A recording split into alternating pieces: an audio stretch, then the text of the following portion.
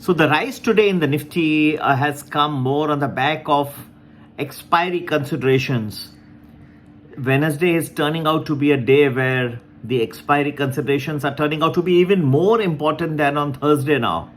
Friends, one very important thing that you should bear in mind is that the budget that will be presented tomorrow will have some facets, some importance, that some new types of stocks may start moving forward after the budget.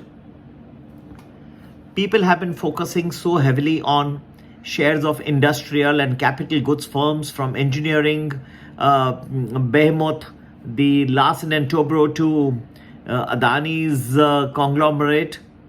And they have been the major beneficiaries of the major infrastructure push of the government.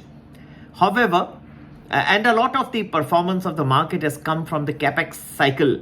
Equity investors definitely desirous that this momentum will continue. But don't forget the fact that this budget is also an election budget. It's actually a vote on account, but you can call it an election budget or an election vote on account. The budget is expected to include proposals to boost the rural consumption and raise the spending on welfare measures for farmers, women, and the poor. Consumption in the rural areas, where nearly 2/3 of the country's people live, has slowed down, mainly due to scant rainfall in some provinces and as a ban on export of key farm produce. That has also hurt the farm incomes. So this interim budget, which is expected to be announced by Madam Nirmala Sitharaman ji tomorrow, is expected to provide more support to rural consumption, as it has been a weak spot.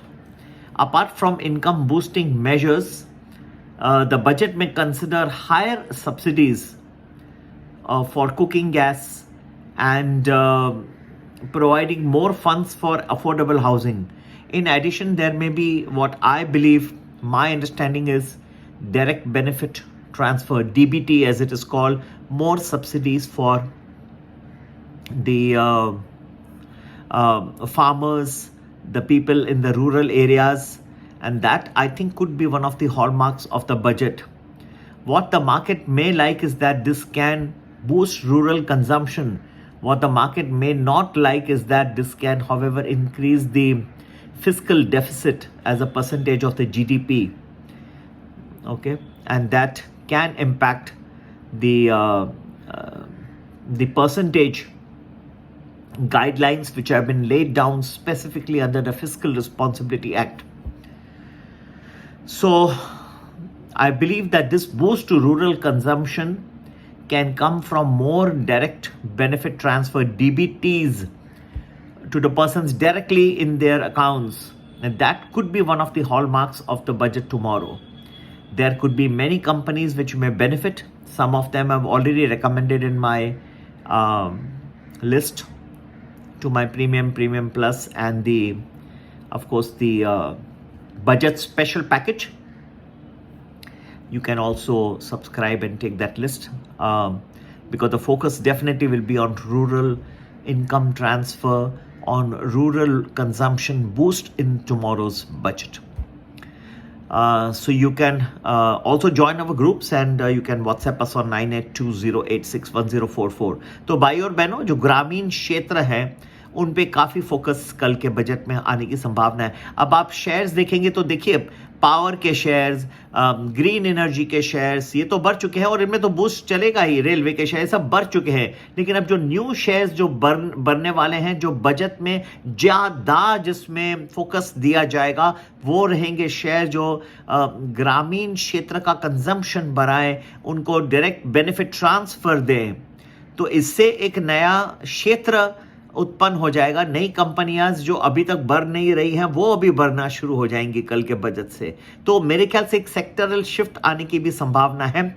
Capex पे जो focus हो रहा था, capital expenditure की company, अब यहां से focus shift होके रूरल कंजम्पशन की तरफ फोकस इस बजट का चेंज हो सकता है, जहां तक मेरा समझ है. और कल तो बाकी आपको तो पता ही पड़ जाएगा. इसके लिए कुछ कंपनीज हैं जिन्हें ज़्यादा लाभ होगा, जो रूरल कंजम्पशन और जो थीम्स जो है रूरल कंजम्पशन की बढ़त, और दूसरा जो है डायरेक्ट बेनिफिट ट्रांसफ़र रूरल क्षेत्रों में जो करे, इन कंपनीज को बहुत बेनिफिट मिल सकता है। और पूरी लिस्ट के लिए ज़रूर ज्वाइन करें हमारा प्रीमियम प्लस, या तो फिर बहुत ही खूबसूरत पैकेज जो है बजट स्पेशल, ये ज्वाइन करके आप इस सब का सौभागी हो सकते हैं। सभी के लिए आप व्हाट्सएप कर सकते हैं 9820861044। और याद रखिएगा, तो ये जो आपको सबको लग रहा है कि बस वही कैपेक्स बूस्ट होगा, यही होगा और हाईवेज बढ़ेंगे, रेलवेज बढ़ेंगे, भैया ये तो सब शेयर्स बढ़ चुके हैं ऑलरेडी। अब नए क्षेत्र आ रहे हैं, rural consumption, rural benefits, rural एक तो लोगों के हाथ में जो पैसे डालेगा, फार्मर्स के हाथ में, रूरल क्षेत्रों में, इस पे फोकस आएगा, ये अब शेयर्स चलेंगे ऊपर। अच्छी लिस्ट के लिए तैयार है, ज्वाइन कर लीजिए। लेकिन मैंने आपको बताया कि थोड़ा सेक्टरल शिफ्ट इस वक्त आ सकता है, अच्छा लगेगा मार्केट को, ओवरऑल अच्छा लगेगा। इसलिए ये कल जरूरी नहीं है कि कल का जो मार्केट रिएक्शन है बस वही रहेगा। मार्केट के लिए अच्छा ये रहेगा कि रूरल कंजम्पशन अगर बूस्ट होगा तो भारत की जो जीडीपी है वो भी बढ़ेगी, उसमें भी काफ़ी उसका इम्पैक्ट आएगा। इसके लिए लोग उसको एक तरह से अच्छा मानेंगे, अगर जो मैं कह रहा हूँ ये सब सच निकलता है तो। बाकी तो निर्मला जी के मुंह से ही सुन लीजिएगा, वो जो मैं कह रहा हूँ वही कर रही है या और कुछ कर रही है। और दूसरी, लेकिन एक प्रॉब्लम यहाँ भी आ सकता है कि हो सकता है डायरेक्ट बेनिफिट ट्रांसफर करते करते इतने ये गवर्नमेंट के हाथ से पैसे कुछ ज़्यादा निकल जाए, और फिस्कल रिस्पॉन्सिबिलिटी एक्ट जो कि लागू है, भारतीय गवर्नमेंट को एक लिमिट होती है जहां परसेंटेज में fiscal deficit as a percentage of GDP को एक कैप में रखा गया है। अगर ये बहुत सारा पैसे ट्रांसफर होते हैं तो रूरल कंजम्पशन अच्छा होगा, लेकिन फिस्कल रिस्पॉन्सिबिलिटी एक्ट का वायलेशन हो जाएगा। वायलेशन का मतलब ये है कि जो फिस्कल डेफिसिट है परसेंटेज ऑफ जीडीपी, वो कुछ ज़्यादा हो जाएगा, और हो सकता है लोगों को इतना अच्छा ये पॉइंट ऑफ व्यू से नहीं लगे, इकोनॉमिस्ट को नहीं लगे। ये सब होने की वजह से बॉन्ड यील्ड्स फिर बढ़ जाएंगे।